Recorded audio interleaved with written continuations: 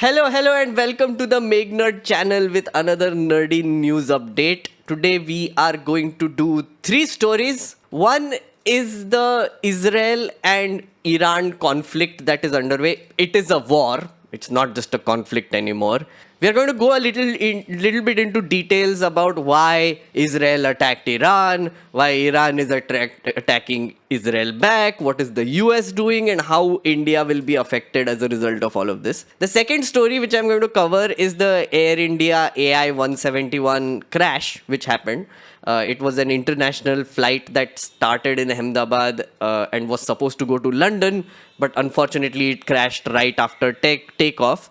So there have been many theories floating around about why that happened. So I thought it would be worth sort of telling you the most reasonable theory that I have seen till now, which I wanted to tell you.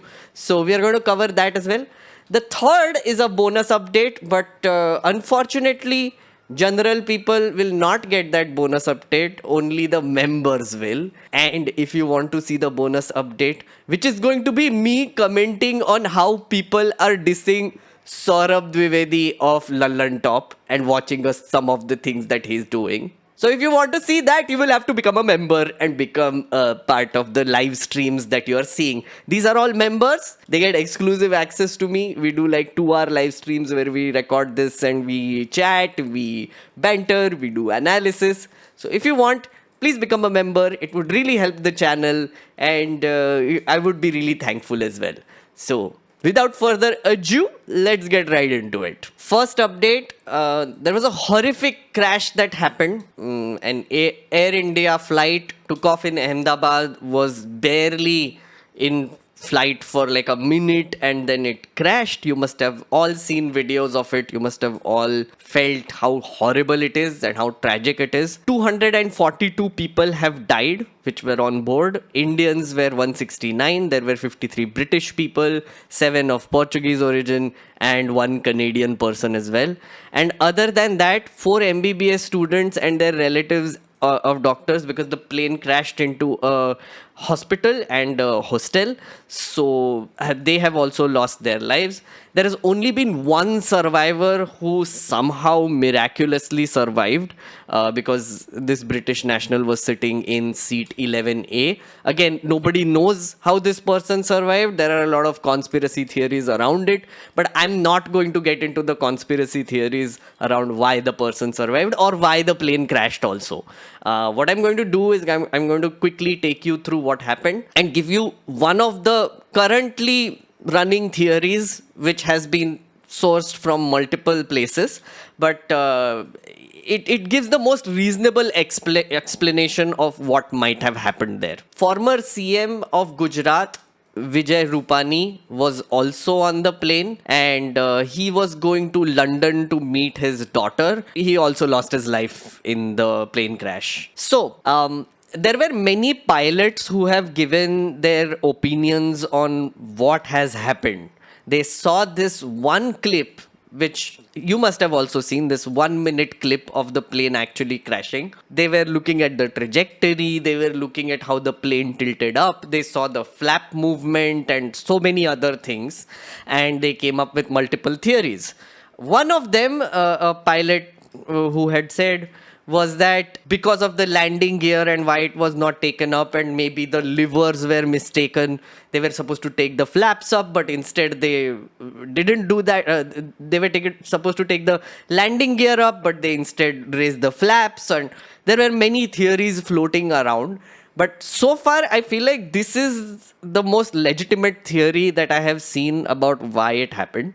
This is an audio enhanced version of the clip that you have seen.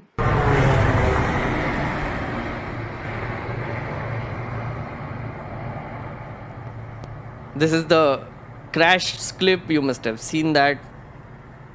Really unfortunate. Every time I see it, I get like shivers. But what I want you to notice is the first bit of it and just notice the noise. This noise is of a special engine. It is called the ram air turbine. Activates only after there is a massive engine failure. So now the running theory of what has happened, since we didn't get any official confirmations around it, is that the both of the engines of the plane had a catastrophic failure, which activated this ram air turbine, which is the backup, which lets the plane glide for a bit until it can do like a safe landing or a minimal damage crash, as they call it, a controlled crash.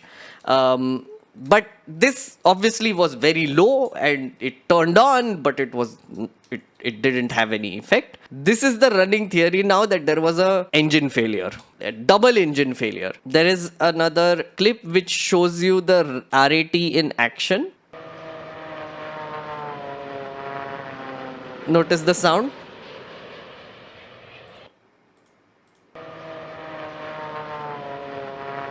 It's like a rotor essentially, and notice the sound here.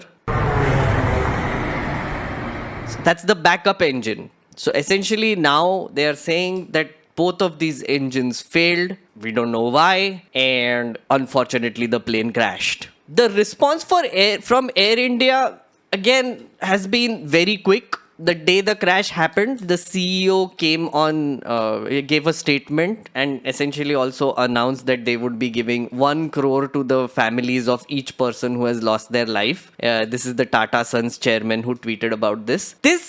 People were praising Tata for this. Again, Tata, I don't have anything bad to say about Tata on this front, because Tata is one of our biggest philanthropic organization also. So it's not surprising that they were so quick to respond and announce this money which will be given to family members. The little bit of detail that needs to be added here is that this is according to the Montreal Convention Treaty. It imposes strict penalties on carriers for the death of passengers due to negligence and fixes a higher insurance premium for air disasters occurring on international flights. As per Montreal Convention Treaty, Air India will have to pay a compensation of 1.5 crore to each kin of the victims of the plane crash. And Air India will get compensation for the lost aircraft from insurance companies as well. So this money that will be paid off will be from insurance money mostly, but also because the Tata Group can do it, it can easily give that much money to kin. A little bit of insight that I can give you here. We saw all these train accidents that happened. Do you remember what happened during the Delhi Stampede, where people lost their lives? The government got into action. It took out like some crores in cash and started distributing 10 lakh rupees to all the people who have died in that incident. This was around the time when the Kumbh Mela was happening. There was a stampede that happened in the Kumbh Mela also separately, but there was one in Delhi as well, of people going to the Kumbh Mela. It's actually quite interesting how we value life in India. People who die in plane crashes get 1 crore. People who die in trains and get crushed in stampedes on train stations, they get 5 to 10 lakh. Shows you the value of life we have here and who is more valued versus who is not. Another thing, our prime influencer has been influencering, as you can see. This is a clip that he put out of him inspecting the plane site. Yeah, this is one of the shots that people have been talking about. Modi ji standing here and the plane tail right above him. There have been theories that I've been hearing about this as well, because people were wondering why the black box hasn't been recovered. For those of you who don't know what a black box is, essentially in the tail end of the plane there is a sort of a very enforced box which will record everything and all the actions that are taken by the pilots. That is the black box. So in case of a crash, to find out why the plane crashed, that black box is recovered and read and analyzed, and then we know why the plane actually crashed. Now, there has been no official explanation for why it happened, but one of the things that people have been wondering is why it took them so long to recover the black box. It is in the tail section. One of the theories floating around is that Prime Minister Modi was on his way and he wanted to do this. which is an ANI cameraman or whatever his cameraman is, will go like this under and give him like a nice shot of him standing there taking picture, and they put it out on social media. I don't know if that theory is correct, but I don't dismiss that also. Prime influencer has to do influencing, and that is exactly what is happening. Also, something to note here is that Narendra Modi visited this. See, this is the photo that he put out. Narendra Modi visited this crash site for a very obvious reason. It was an international flight, and foreign nationals have died. He never went to Manipur, didn't go to Pahalgam, decided to go here. Also because it's in his home state of Gujarat. So therefore, priorities. Prime influencer of Gujarat will go to Gujarat to do Santwana. He also took a reel with the sole survivor. Audio less, of course, because we don't know what he's talking about. But this is the sole survivor. He's a British national. Again, as I said, nobody knows how he survived. He was sitting near the emergency exit, seat 11A. His elder brother is reportedly said to have perished in that plane crash, unfortunately. He was the only survivor. Here is what Amit Shah said after the accident. मैं एक बात जरूर कहना चाहता हूं कि accident है, accident को कोई रोक नहीं सकता. Accident है, accident को कोई रोक नहीं सकता. So people have been criticizing this a lot, of course, and they should. Who is to be held responsible for this? Now I see like a few parties who can be held responsible for this. One is people who manage the Ahmedabad airport, which is the Adani group. I'm not so sure if the maintenance crew that is used on an airplane comes from the airport. Are they supposed to do the last flight checks, or is it the airline's job to do it? But I have read one report which said that the airport has the responsibility of doing like final checks as well, along with the airline. So I'm guessing both of them are involved. So why didn't they find flaws in this plane before the incident happens? That is one question. The second party responsible, of course, is the Tata Group itself, which owns Air India. They said that the plane had just been to a depot. It had some maintenance work done on it. So the Tata Group also has to answer as to why they did not sort of do like proper maintenance checks if an actual double engine failure happened. And the other group which I think is responsible is Boeing, but Boeing and GE combined. Now the engines which have failed are manufactured by GE and Rolls-Royce, General Electric and Rolls-Royce. So those and Boeing are the ones that make the plane. Those are also responsible. Now you must have seen reports earlier. There was a whistleblower who pointed out that there are some flaws in this plane especially, which is the 787. That's a series of planes that has some safety features which a whistleblower said are not great. After that, the entire flight crew was grounded for a bit all around the world.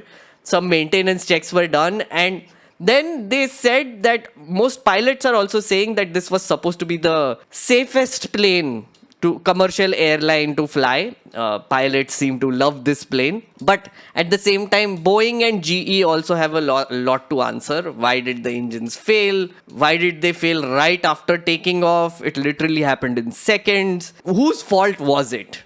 So we will wait for answers till we find out whose fault was it. Amit Shah is saying, oh, it's an accident and accidents happen.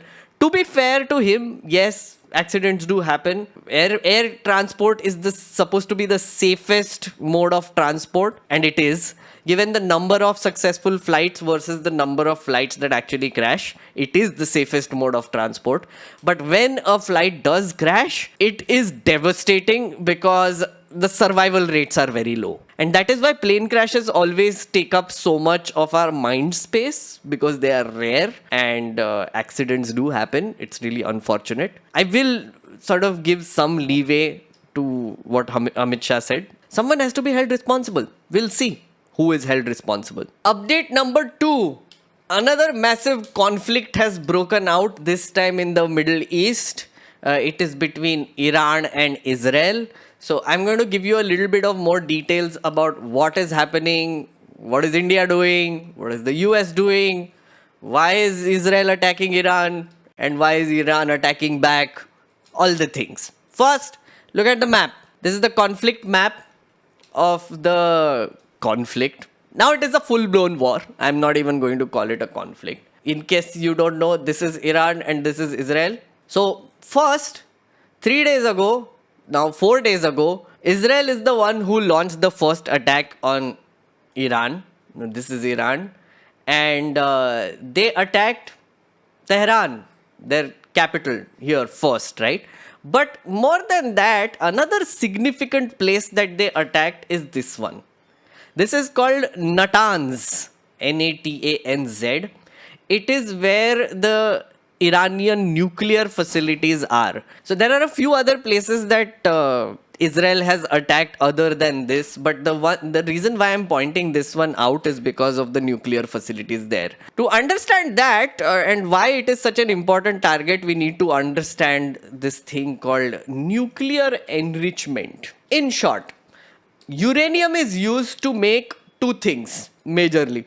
One, it is used to generate nuclear energy, and second is it is used to make bombs. Both of them use fission, nuclear fission, and uranium 235 is the one that is used to cause the chain reaction and generate the energy. What nuclear enrichment does is that naturally occurring uranium, you have to enrich it. If you enrich it to 3 to 5%, which is you get like uranium 235 out of it, to 3 to 5%, you can generate electricity in atomic energy plants. But if you have to build a bomb, you have to keep enriching it until it reaches 90% above, 90% or more, right? You need an intense amount of uranium to do this. The quantity is not great. It takes years to enrich uranium, which can be used in bombs. Now, the thing is, Iran was a part of the Non-Proliferation Treaty, which was signed in the 60s. Now, it was signed by multiple countries. India wasn't a part of it. Pakistan wasn't a part of it. North Korea wasn't a part of it. Neither was Israel. But what the treaty says is that there would be countries which would be using nuclear energy to, they will be using uranium to make nuclear energy and uranium to make weapons. So there would be weapons of mass destruction producing countries and not weapons of mass destruction producing countries, which would just use uranium to make energy, clean energy. Now, Iran has been saying that we need to make nuclear energy, but then America and Israel and other countries have been preventing them from enriching the uranium for a while now, since the 60s. The thing is, Iran is saying that we want to enrich it to make energy, but nobody trusts them because there have been reports right from 2000s, early 2000s, that Iran is going to make a nuclear weapon very soon. In 2 years, Iran will have a nuclear weapon. In 3 years, Iran will have a nuclear weapon.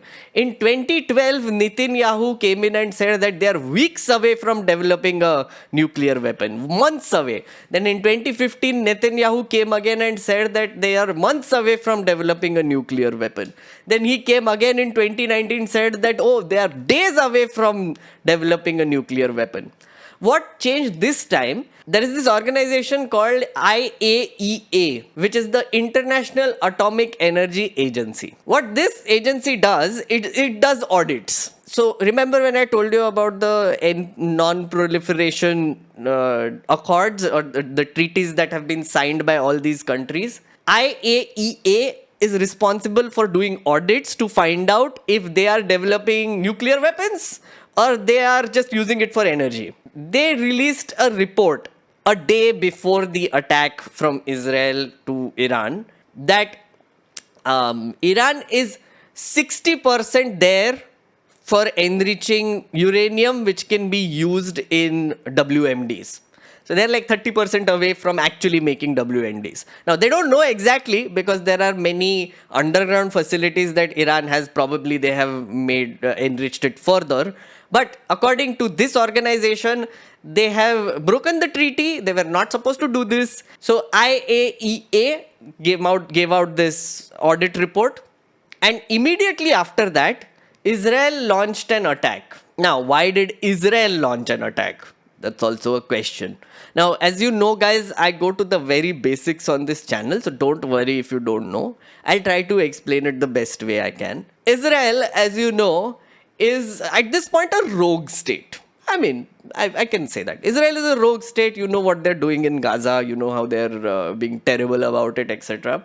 Now, Israel, for years, Netanyahu has been saying that Iran poses an existential threat to them. Iran is one of the biggest sort of enemies that they have in their vicinity. For years, Iran has been doing proxy warfare on Israel. Okay, and this is true. This is not a made up thing. This is true. What Iran's strategy has been for a while now is that they want to contain Israel by using the Hamas, the Hezbollah, and the Houthis.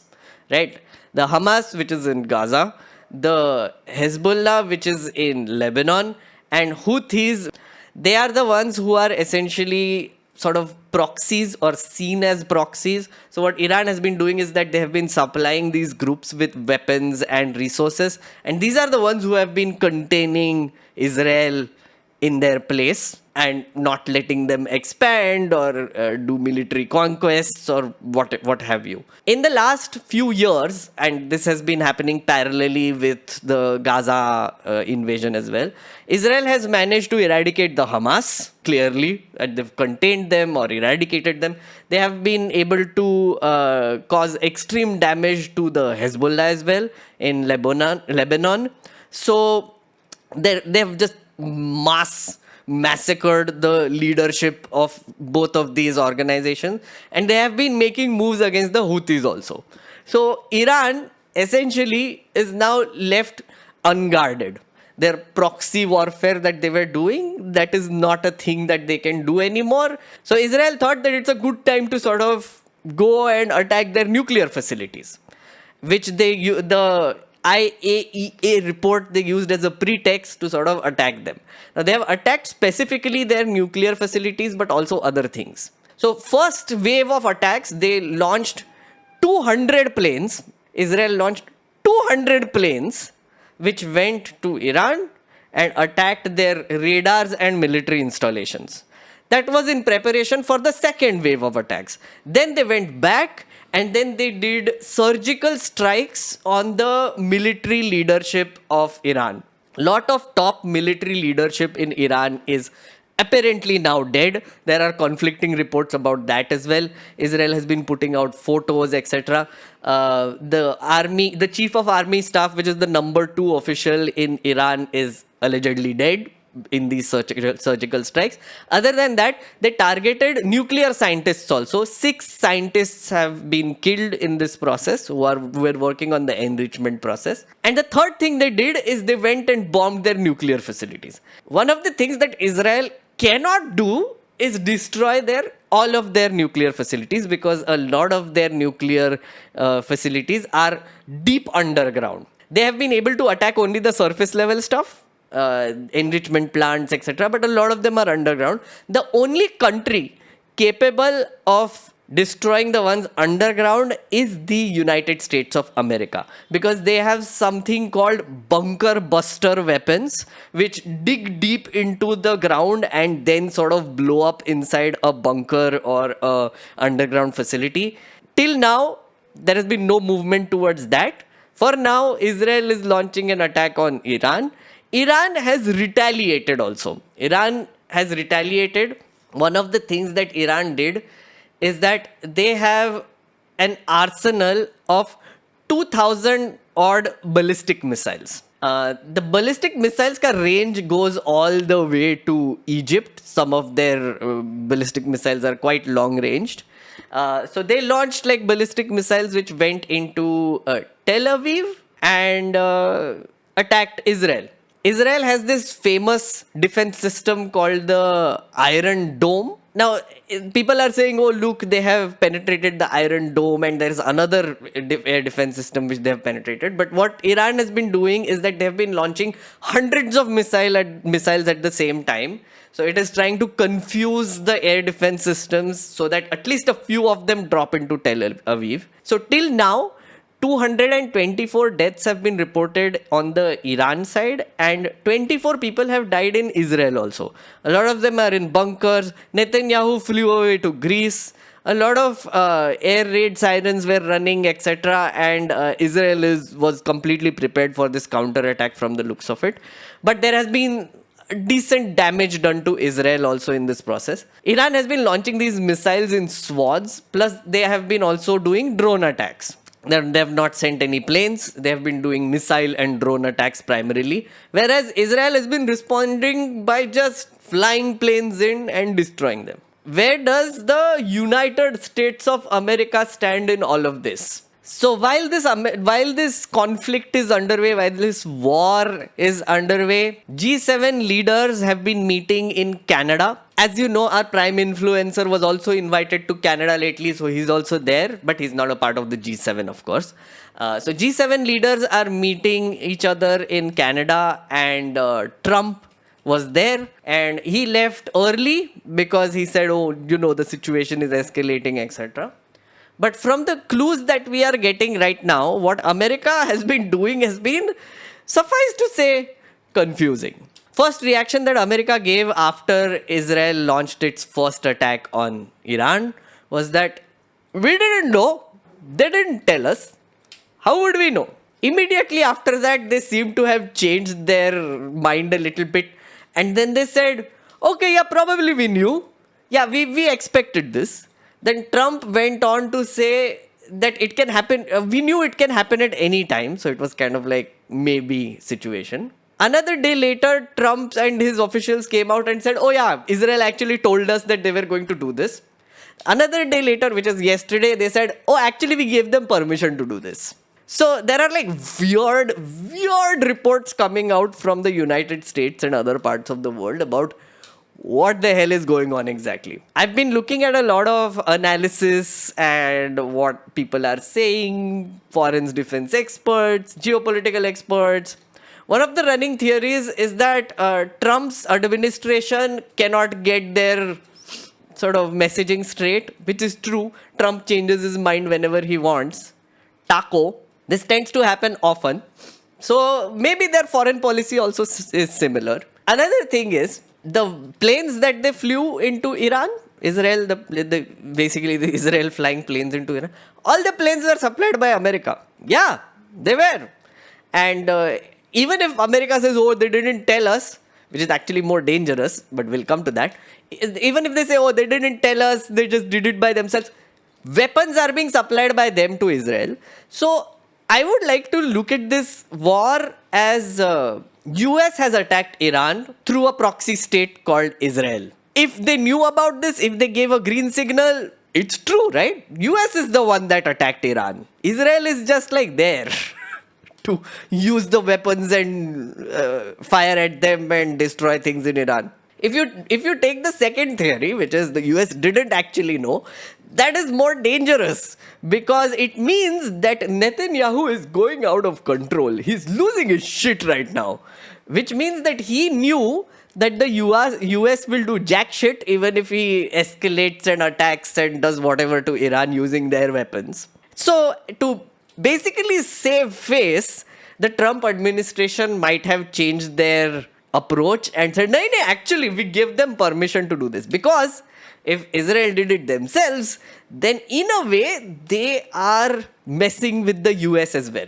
The reason why is because in this whole situation, in this background of whatever is happening, there was negotiations happening between United States and Iran.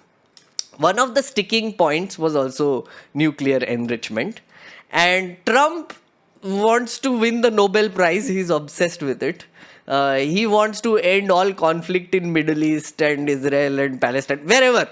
He wants to do like all the deals. He's like the biggest deal maker in the world. So Trump has been trying really hard to get Iran to the negotiating table, and there have been 6 rounds of talks, and he has been constantly telling Iran that if they want sanctions removed, if they want to be a part of the free world and trade with other people, then they have to stop enriching uranium to create nuclear weapons. took it a level extra, and I think America has been doing it for a while.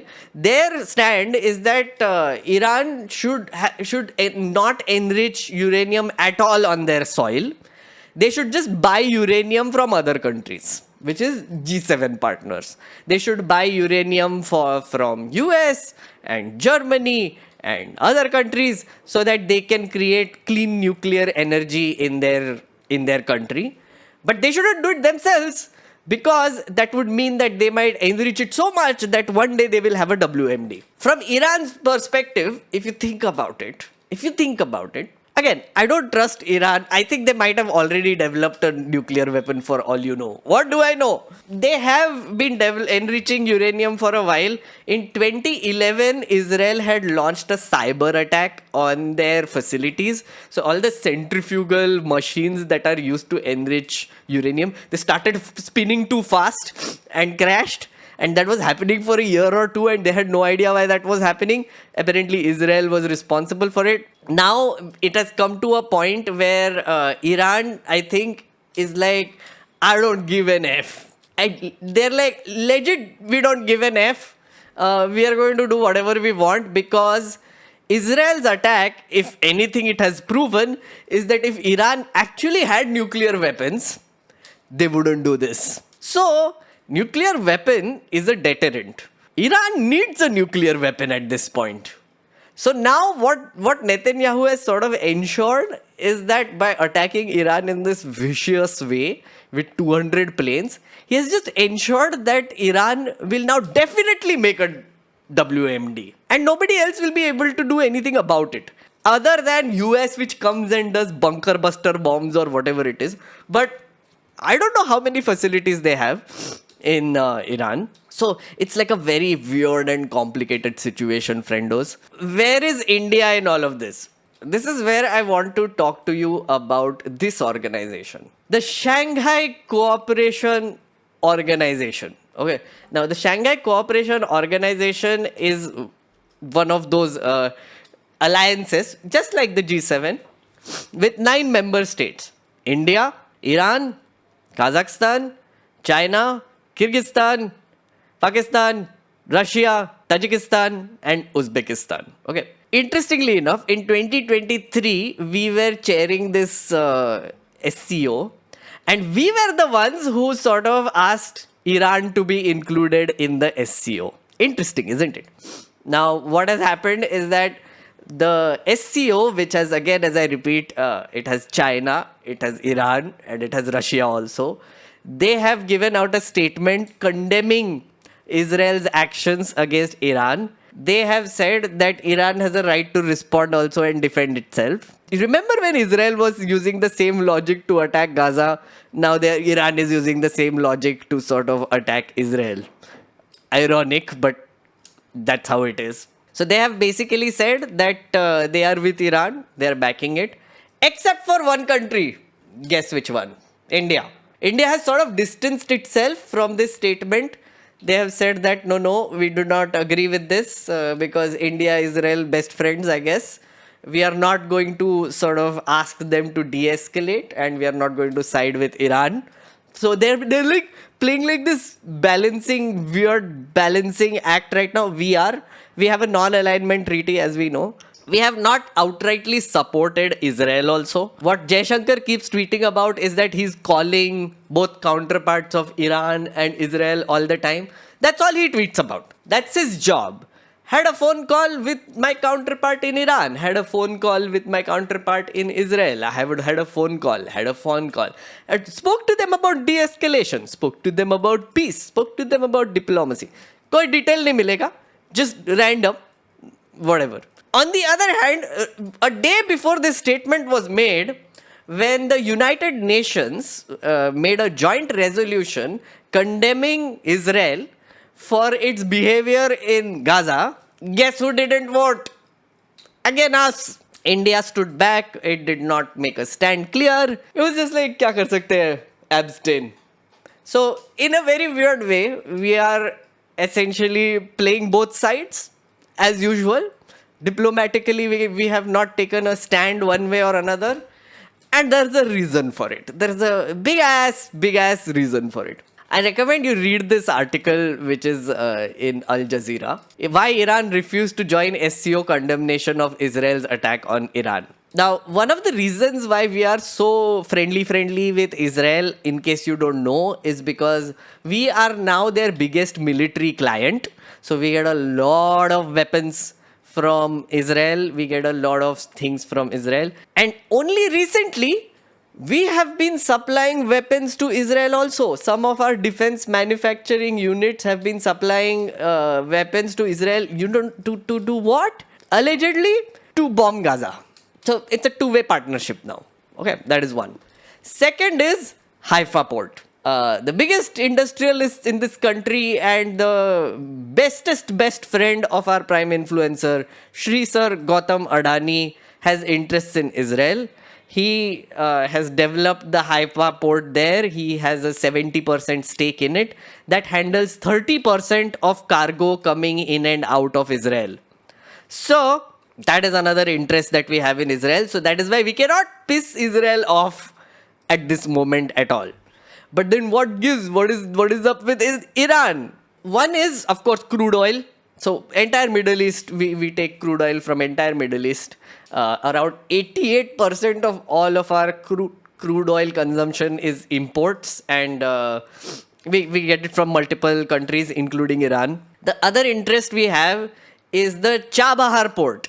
Now, Chabahar port is a underdevelopment Iranian port, which probably, with all likelihood, would also go to, you know who. Yeah, the port king of the world, probably. The airport king also of India right now, Shri Sir Gautam Adani. So, we have interest in being close to Iran because there is another port coming up, an international port. It is also very strategically important for us because it would allow us to open like a giant amount of trade routes with the Middle East by bypassing Pakistan completely. So that's a good news for us. The mota result of all of this, friendos, is that we are in World War III. I've been telling you we are in World War III. I think we are in World War III. I don't know about you. It feels like World War III. If you see clips like this, you will realize we are in World War III. I saw this clip and I was legit shook. Shook. This is an Israeli broadcaster. While she was giving news, got bombed.